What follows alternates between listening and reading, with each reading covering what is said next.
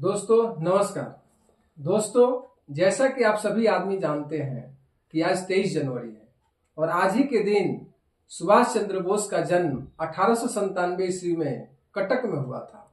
सुभाष चंद्र बोस एक ऐसा नाम जो भारतीय स्वतंत्रता के इतिहास में अद्वितीय है। वे केवल एक नेता नहीं बल्कि एक युग थे। उनकी क्रांतिकारी सोच और अडिग साहस ने उन्हें नेताजी का खिताब दिया। उनका जीवन, उनके संघर्ष और उनके बलिदान आज भी हर भारतीय के दिल में एक चिराग की तरह जलते हैं। सुभाष चंद्र बोस का मानना था कि आजादी मांगने से नहीं बल्कि छीनने से मिलेगी। उन्होंने न केवल अंग्रेजों की ताकत को ललकारा बल्कि भारतीय युवाओं के दिलों में एक ऐसी आग जगाई जो आज भी प्रेरणा देती है। उनका नारा था, तुम मुझे खून दो, मैं तुम्हें आजादी दूंगा।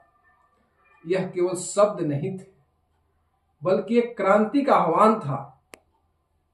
जब गांधी जी अहिंसा का मार्ग चुना तब सुभाष चंद्र बोस ने सशस्त्र संघर्ष का रास्ता अपनाया।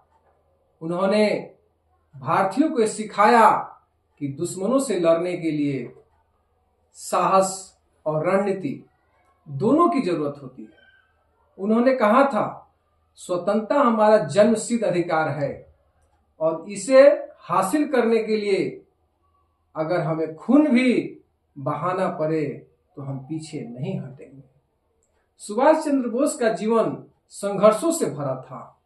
जब उन्होंने कांग्रेस के अध्यक्ष पद से त्याग पत्र दिया तो उन्होंने अपना एक अलग रास्ता चुना। उन्होंने आजाद हिंद फौज का गठन किया और भारतीय स्वतंत्रता में सैनिकों को यह विश्वास दिलाया कि वे अपनी भूमि को मुक्त कर सकते हैं। उनके नेतृत्व में आजाद हिंद फौज ने दिल्ली चलो का नारा दिया, जिसने पूरे देश में स्वतंत्रता की लहर फैला दी।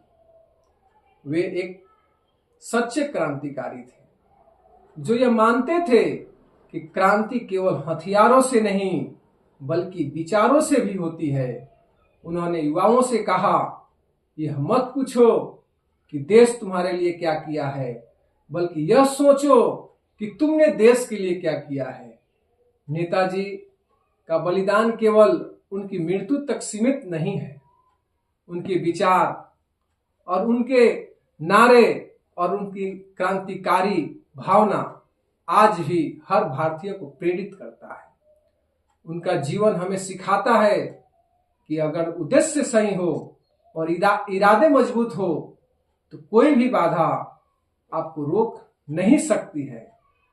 आज हम जब स्वतंत्र भारत में सांस ले रहे हैं, हमें याद रखना होगा कि आजादी सुभाष चंद्र बोस जैसे क्रांतिकारियों के बलिदान की वजह से मिली है।